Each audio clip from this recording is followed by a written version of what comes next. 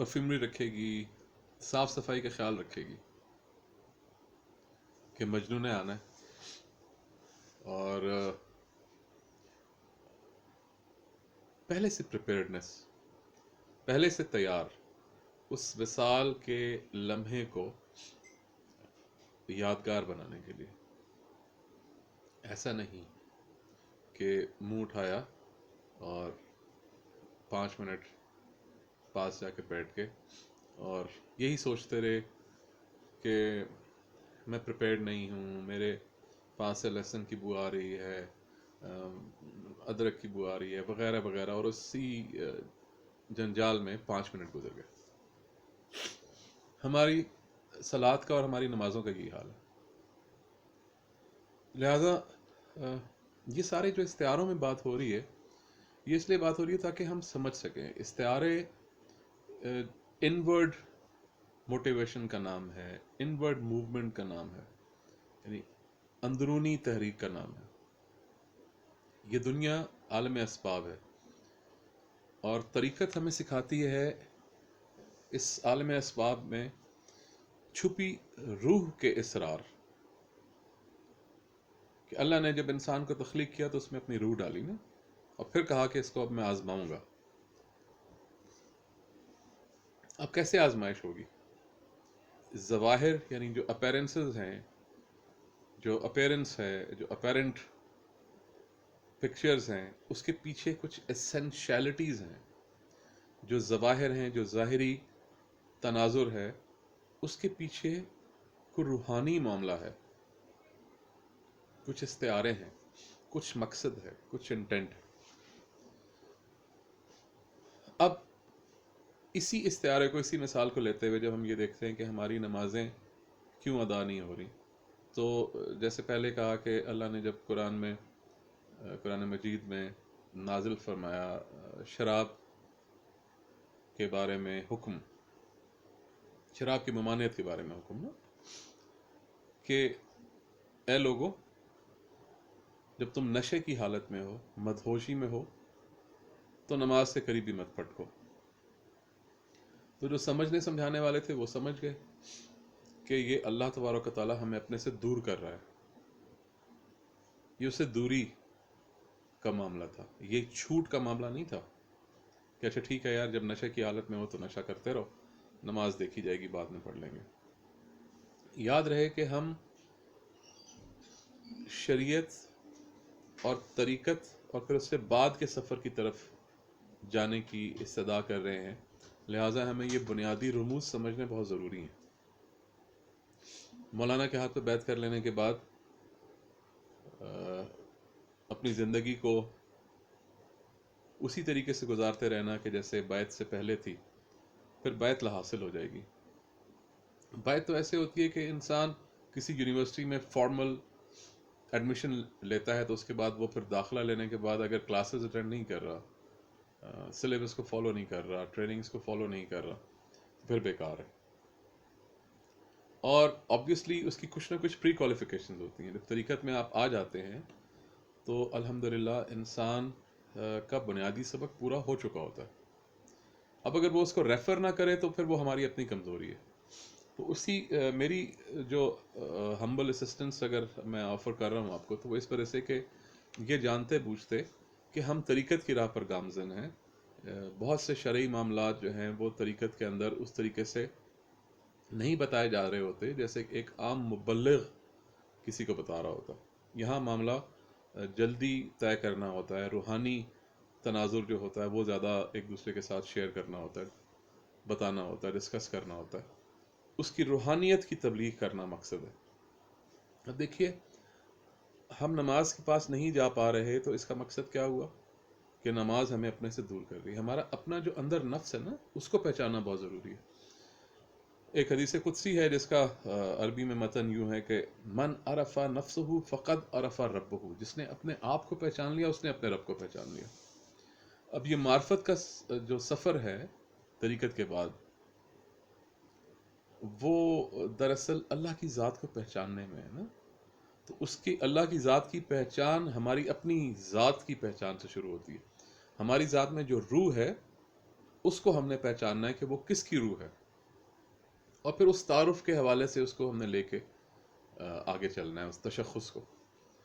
اب یہی بات دوبارہ نماز والی آ رہی ہے کہ نماز سے اگر ہم دور ہو رہے ہیں تو اس کا مطلب کیا ہوا کہ ہم مدہوشی کی حالت میں ہیں یا ہم پھر نجاست کی حالت میں ہیں۔ دو ہی طریقوں سے نماز سے دوری اختیار کرنے کا حکم ہے کہ جب تم پاک صاف نہ ہو تو پہلے پاکی اختیار کر لو، پھر نماز سے قریب آؤ، اور جب تم مدہوش ہو تو ہوش اختیار کر لو، پھر نماز کے پاس آنا۔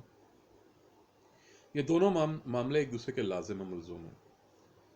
تو جب ہم پریپیئرڈ ہی نہیں ہیں اس وصال کے لمحے کو یادگار بنانے کے لیے، تو ایسا نہیں کہ ہمیں اس وصال کے لمحے کو آئندہ بھی ایسے ہی چھوڑ دینا ہے۔ وہ وقت دوبارہ آئے گا نا، آتا رہ رہا ہے، 5 دفعہ دن میں آتا ہے، 5 دفعہ آنے کی اطلاع ہوتی ہے، اور ہمیں معلوم ہوتا ہے کہ یہ وقت آنے والا ہے۔ تو ایک تو یہ کہ اس دل کو مالک مکان کے حوالے کرنا ہے، جو اس کا اصل مالک ہے نا، اس کے لیے اس دل کو خالی کر لیجئے۔ جو ہم لا کا ذکر کر رہے ہیں، وہ اس میں جتنے بھی مالک یا کرایہ دار ہم نے بٹھائے ہوئے ہیں یا مہمان بٹھائے ہوئے ہیں، ان مہمانوں کو السلام علیکم کہیے، رخصت کیجئے کہ مالک کو اس میں بٹھانے کا وقت آ گیا ہوا ہے۔ اب وضو سے تحریک لیجئے، آپ وضو سے پہلے نجاست کے معاملے سے تحریک لیجئے کہ غسل کئی دفعہ فرض ہوتا ہے، اور غسل کے بعد انسان جس طرح اپنی ظاہری طہارت اختیار کرتا ہے، اسی طریقے سے ہمیں اپنی باطنی طہارت اختیار کرنی ہے۔ وضو میں دیکھیے، وضو میں جو جو عناصر ہیں، جو جو لوازم ہیں، جو فرائض ہیں، جو واجبات ہیں، جتنے جتنے اس کے جو فیچرز ہیں، ان سے ہم نے تحریک لینی ہے کہ ہم ہاتھ دھو رہے ہیں۔ میرے ہاتھ جن سے میں کماتا ہوں، جن سے میں کھاتا ہوں، میری کمائی اور میرا کھانا پینا صاف ہے، طاہر ہے، اطہر ہے۔ میں دھو رہا ہوں تو میرے خیال میں یہ چیز بھی دھلنی چاہیے کہ میں نے آج جو کمایا ہے وہ خالص ہے، وہ پاک ہے۔ تو میری کمائی اور میرا کھانا، میرا کنزیوم کرنا، میرا کھانا پینا، وہ دونوں پاک ہونے چاہیے، کیونکہ میں انہی ہاتھوں سے وہ کھاتا اور کماتا ہوں، یا کماتا اور کھاتا ہوں۔ اسی طریقے پر جب میں کلی کر رہا ہوں تو جو میرا منہ ہے، جو میری بول چال ہے، جو میری گفتگو کا انداز ہے، کیا وہ پاکیزہ ہے؟ یہ سب اندر کے وضو ہیں، یہ ہم باہر کے وضو سے تحریک لے رہے ہیں۔ جب میں ناک میں پانی ڈال رہا ہوں تو میں جو ماحول کی جو آلودگی ہے، اس سے میرا جو تنفس آلودہ ہوا ہے، میں اس پانی سے اس ماحول کی آلودگی کو، اپنے تنفس کے راستے کو صاف کر رہا ہوں اس پانی سے۔ تو لہٰذا مجھے یہ بھی سوچنا ہے کہ کیا ماحول کی جو آلودگی میرے باطن پر پڑ رہی ہے، جس کی وجہ سے میری سانسیں اکھڑتی ہیں، میری سانس کا دار و مدار اللہ یا اللہ والا رستہ نہیں ہے، میری سانسیں کہیں اور کھپی ہوئی ہیں، میں کسی اور وجہ سے ایگزاسٹ ہو رہا ہوں، میری انگزائٹی کا جو وجہ ہے وہ کوئی اور ہے۔ انگزائٹی کیا ہوتی ہے؟ سانسوں کا کھپنا، بریتھ لیسنس۔ سانس میں نے کہاں لگا دی؟ میری سانسیں کیوں کھڑ رہی ہیں؟ کیونکہ میں نے اپنا تنفس صاف نہیں رکھا، میں نے ماحول کی جو آلودگی ہے اس کو اثر انداز ہونے کی اجازت دے دی۔ لہٰذا جب میں ناک صاف کرتا ہوں تو مجھے اس سے یہ تحریک حاصل ہونی چاہیے کہ مجھے اپنے اس ماحول کی آلودگی اور گندگی سے اپنے تنفس کو صاف رکھنا ہے۔ جو میرے اندر سانس جا رہی ہے، جو میں اس ماحول سے اپنے اندر انہیل کر رہا ہوں، انسپریشن، سانس کے اندر کھینچنے کو انسپریشن کہتے ہیں نا، اور انسپریشن کو اردو میں وحی کہتے ہیں۔ جو میں وحی حاصل کر رہا ہوں، اور وحی اور حیا اور حی میں آپ دیکھ لیجئے، ہے یہ حیات، لائف، جو لائف میں اپنے اندر انہیل کر رہا ہوں، کیا وہ پاکیزہ ہے؟ اور اگر وہ پاکیزہ ہے تو اس کی کچھ نہ کچھ آلودگی جو رہ جاتی ہے، اس سے میں اپنے آپ کو صاف کروں، اس سانس کی زکوٰۃ دوں، تزکیہ کروں نا اس سانس کا۔ پھر یہ چہرے کو اللہ تعالیٰ عربی میں وجہ کہتے ہیں، چہرے کو، یہ جو میری وجہ ہے، جو میری سگنیفیکنس ہے، جو میری اس دنیا میں رہنے کی وجہ ہے، وہ پاکیزہ ہے یا نہیں ہے؟ کیا میرا کوئی مشن ہے؟ جو میرا مشن، جو میرا ویژن ہے، وہ پاک ہے؟ یہ وضو جو ہمارا باطنی وضو ہے، یہ ہمیں کرنا ہے، تب ہماری باطنی نمازیں ادا ہوں گی۔ اسی طریقے پہ لیتے ہوئے آپ آگے چلتے جائیں، آپ کونیوں تک ہاتھ دھو رہے ہیں، یا آپ کے بازو جو ہیں، بازو کیا ہوتے ہیں؟ کسی کا بازو بننا. تو آپ جب اللہ کی نصرت کرتے ہیں، اللہ کی مدد کرتے ہیں، یا اپنے ارد گرد رہنے والوں کی مدد کر رہے ہیں، کیا آپ کی مدد یا آپ کی نصرتیں بھی پاک ہیں؟ کہ میں کسی کی مدد کر رہا ہوں تو پاکیزہ معاملے میں مدد کر رہا ہوں، یا ناپاکی کی حالت میں مدد کر رہا ہوں، غلط طریقے سے مدد کر رہا ہوں، یا صحیح طریقے پر مدد کر رہا ہوں، یا صحیح طریقے کے لیے مدد کر رہا ہوں؟ میری امداد جو ہے وہ صحیح طریق پر آگے ادا ہو رہی ہے. اسی طریقے پر میں اپنے سر کو ٹھنڈا کرتا ہوں تو اپنا دماغ صاف ستھرا رکھنا ہے، اپنے خیالات صاف رکھنے، اپنے خیالات کو ٹھنڈا رکھنا ہے، اس میں آتشی مادے کو پروان نہیں چڑھانا ہے. پھر اپنی گردن کو، اپنے کانوں کو، ان سارے معاملات سے تحریک لیتے ہوئے جب ہم پاؤں کی طرف جاتے ہیں اور پاؤں کو ٹخنے تک دھوتے ہیں کہ کیا میرے جو قدم ہیں، جس راستے پر میں چل رہا ہوں، وہ راستہ بھی پاک ہوگا؟ تو کیا میرے قدم، کیونکہ وہ راستہ تو پاک ہے، والعصر، یاد رہے یہ زمانہ ہے نا جس راستے کے ساتھ ہم چل رہے ہیں، یہ زمانہ اس کو کہا جا سکتا ہے، زمانہ تو پاک ہے. تو کیا میرے پاؤں، میرے قدم جو میں اس راستے پر، اس زمانے کے ساتھ قدم سے قدم ملا کر چل رہا ہوں، کیا وہ بھی پاک ہیں؟ تو مجھے اپنی انٹینشن، اپنے ایکشنز، اپنی سوچ، اپنی نیت، ان سب کا وضو کرنا ہے. تب میری نماز عشق ادا ہوگی، تب میری صلاتیں ادا ہوں گی، تب مجھے وصال کے وہ لمحات یادگار اور تاریخی کرنے کا موقع اور توفیق حاصل ہوگی کہ جن کے بارے میں سوچا کرتا تھا کہ کبھی جب موقع ملے گا تو کاش میری نمازیں بھی ویسی ہوں جیسے اولیاء کی ہوا کرتی تھی. ایسا لگتا تھا کہ ان کا دل ہی نہیں کرتا کہ نماز کے علاوہ کچھ کریں. لیکن نماز جو ظاہری نماز ہے اس کو ترک کیوں کیا جاتا ہے؟ کیونکہ اس نماز کے بعد اصل نماز شروع ہوتی ہے. جیسے اس نماز کے وضو سے پہلے اصل وضو کرنا لازم ہے، اسی طریقے پر ہماری ظاہری نماز کے بعد اصل نماز شروع ہوتی ہے. کیا میں نے جو تکبیر نماز میں کی تھی ویسے ہی تکبیریں میری نماز کے بعد والی زندگی میں بھی ہیں؟ کیا میرا قیام ویسا ہی ہے؟ کیا میں اصول کے اوپر اسی طرح کھڑا رہتا ہوں جیسے میں نماز کے اندر کھڑا رہتا ہوں؟ اور اگر میں جھکتا ہوں تو اللہ کے لیے جھکتا ہوں. مانا کہ اصولوں پر کھڑا ہونا اور اس پہ سمجھوتا نہ کرنا ایک مومن کی نشانی ہے، لیکن مومن سے آگے کا بھی تو سفر ہے جو طریقت سکھاتی ہے. ہم نے محسن بھی تو بننا ہے نا.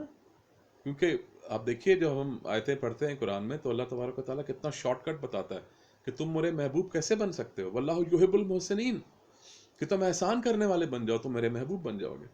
اور یہ جو عشق کا سفر ہے یہی تو ہمارا مطمع نظر ہے، اسی سفر کے تو ہم سالک ہیں کہ ہم مرشد سے جو محبت سیکھتے ہیں وہ ہمیں کیوں اتنی محبت دیتے ہیں، وہ ہمارے لیے کیوں اتنا بےتاب رہتے ہیں، ہم کیوں اتنا ایکسپیکٹ کرتے ہیں. اور ہمیں پتہ بھی ہے، صرف ایکسپیکٹیشنز نہیں، ہمیں معلوم بھی ہے کہ مولانا ہمارے لیے کتنے دعا کرتے ہیں، ہمارے لیے کتنے پریشان رہتے ہیں، ہمارے لیے کتنی اللہ اور اس کے رسول کے سامنے منتیں سماجتیں کرتے ہیں، ہمیں بخشوانے کے لیے، ہمیں راہ راست پہ لانے کے لیے، ہمارے معاملات کو حل کروانے کے لیے. تو وہ جو محبت ہے اس محبت کو ہم نے آگے پھیلانا ہے نا. اسی محبت کو سمجھنا ہے کہ یہ جو عشق کا رستہ ہے اس پہ چلنے کے لیے جو لوازمات ہیں ہمیں ان کو اختیار کرنا ہے. اگر میں عشق کے رستے پر چل رہا ہوں اور مجھے مشکل پیش آ رہی ہے تو مجھے کوئی بڑا لمبا رستہ اختیار نہیں کرنا، مجھے صرف اپنے احسان کی روش کو تیز کر دینا ہے. جہاں جہاں میں احسان نہیں کر رہا، جہاں جہاں میں بدلے کی آگ میں جل رہا ہوں، کان کا بدلہ کان، ناک کا بدلہ ناک، زبان کا بدلہ زبان، جان کا بدلہ جان، یہ قرآن کا اصول ہے. وہ یاد رکھیے گا جو اللہ والا آیا تھا، یہ اصول ہے، عمومی اصول یہی ہے کہ بدلہ لینا ہے، بدلہ حق ہے. لیکن اسی آیت میں آگے اللہ کیا فرما رہے ہیں کہ اور اگر تم معاف کر دو تو تمہارے لیے بہتر ہے. اور بہتر کیا ہوتا ہے؟ احسان. احسان کرنے والے کے لیے بہتر ہے اگر وہ معاف کر دے، اپنا بدلہ چھوڑ دے. کیوں؟ کیونکہ واللہ یحب المحسنین، یہ شارٹ کٹ ہے اللہ تعالیٰ کا محبوب بننے کے لیے. تو اس رستے پر جب ہم کھڑے ہوئے ہیں تو ہمیں کسی وقت جھکنا پڑ رہا ہے، احسان کرنا پڑ رہا ہے، اصولوں پر سمجھوتا کرنا پڑ رہا ہے، اور صرف وجہ اللہ اور اس کا رسول اور ہمارے مرشد ہیں تو ہمیں کر گزرنا چاہیے. آپ رکوع کی بات کرتے ہیں، آپ کا تو طرز یہ ہے کہ آپ رکوع کے بعد سجدوں میں چلے جاتے ہیں. کہ اگر آپ کو جھکنے پہ کوئی مجبور کر رہا ہے تو آپ بولو ہم جھکتے کیا، ہم تو سجدے میں جانے والے ہیں. ہیوملٹی اختیار کر لیں. عاجزی کی حد ہے اپنے پیشانی کو زمین کے ساتھ ٹکا دینا اللہ رب العزت کے لیے. ان سب چیزوں سے تحریک حاصل کر کے ہمیں اپنی یہ جو عبادات، ظاہری عبادات ہیں، ان سے تحریک حاصل کر کے اپنی باطنی عبادات کی طرف جانا ہے۔ اصل غلامی تو ہمارے معاملات ہیں نا، کمرے میں بند رہ کے جو ہم نے عبادات کر لی ہیں، وہ اب ہمیں موقع مل رہا ہے دوبارہ ان عبادات سے تحریک حاصل کرنے کا، ان سے تحریک حاصل کر کے اپنے ارد گرد جو ہماری چھوٹی سی اسکوپ ہے، جو اب چھوٹا سا ایک دائرہ رہ گیا ہے جس کے اندر ہم رہ رہے ہیں، اس میں ہم نے آپ کو پریکٹس کرنا ہے، اپنی پریکٹس کرنی ہے۔ اللہ بڑا کریم ہے کہ اس نے ہم پر عذاب نازل نہیں کیا، یہ ایک آزمائش تو ضرور ہے، یہ ہماری اصلاح کے لیے ہے، ہمیں اپنی اصلاح کرنی ہے کہ اس کے بعد جب انشاءاللہ العزیز یہ معاملہ ختم ہوگا تو ہماری نئی زندگی کا آغاز ہوگا، وہ پہلے سے کئی گنا زیادہ بھرپور ہوگی، کیونکہ ہم اپنی پریکٹسز کر چکے ہوں گے، ہم ریاضت کر چکے ہوں گے۔ آئیے اللہ تبارک و تعالیٰ سے دعا بھی کرتے ہیں کہ ہمیں مولانا کی تعلیمات کو صحیح طور پہ سمجھنے کی توفیق عطا فرمائے، ہمارا ظاہر باطن دونوں کی ہمیں توفیق عطا فرمائے، ہمیں ظاہری اور باطنی وضو کرنے کی، ظاہری اور باطنی نمازیں اور دیگر عبادات ادا کرنے کی ہمیں توفیق عطا فرمائے، اور آپس میں محبتیں کرنے کی توفیق عطا فرمائے انشاءاللہ العزیز۔ اسی طریقے سے آج تو ذرا گفتگو لمبی ہوگی، ابتدائیہ بھی تھا اس میں، اور ایک ہم نے قرآن کی آیت بھی کی تھی، اور بیسک بنیادی معاملات بھی ہم نے چونکہ ڈسکس کرنے تھے، تو اسی بنیاد پہ رکھتے ہوئے ہم چھوٹی چھوٹی منازل طے کرتے جائیں گے، اور ملٹی سٹوریڈ بلڈنگ کی طرف انشاءاللہ جائیں گے، تو چھوٹی چھوٹی منازل طے کریں گے، اور انشاءاللہ نیکسٹ ٹائم میں کوشش کروں گا کہ 10 11 12 منٹ سے زیادہ آپ کا وقت نہ لیا جائے، اور اس میں انشاءاللہ زندگی رہی تو مرشد کے کرم اور ان کے حکم اور ان کی اجازت سے ہم کچھ طریقت کے اور معرفت کے گر اور اسرار سیکھیں گے۔ یہ ٹول کٹ آپ کے حوالے کروں گا، آپ کے ساتھ شیئر کروں گا جو ہمارے پاس ٹول کٹ مولانا دیتے ہیں، کہ اس ٹول کٹ میں کون کون سے ٹول کہاں کہاں کیسے کیسے استعمال ہوتا ہے، اور اس کا کانسیپٹ کیا ہے، اور بے وجہ استعمال نہیں کرنا، کہاں کرنا ہے، کرنا بھی ہے یا نہیں کرنا۔ وآخر دعوانا ان الحمدللہ رب العالمین۔ اللہ تبارک و تعالیٰ اپنے پیارے حبیب کے صدقے سے، ہمارے مرشد کے کرم سے ہمارے تمام گناہوں کو بخش دے، ہمیں اس آفت، اس افتاد کے اندر اپنی اصلاح کرنے کی سب سے پہلے توفیق عطا فرمائے، اور دوسروں کے لیے محبتیں بانٹنے کی توفیق عطا فرمائے۔ اگر ہم ظاہری طور پہ ملاقات نہیں کر سکتے تو دوسروں کے لیے دعا کریں، سب سے بڑی دعا اپنے دشمنوں کے لیے، اپنے مخالفین کے لیے کریں کہ اللہ تعالیٰ ان کی حفاظت رکھے اور ان کو ہمارے لیے نافع بنائے، اور ان کے شر سے جہاں ہمیں بچائے ان کے لیے ہدایت کا سامان بھی فرما دے، اور اللہ تبارک و تعالیٰ ہمارے سب سے بڑے دشمن یعنی ہمارے اپنے نفس کو ہمارے کنٹرول میں دے دے۔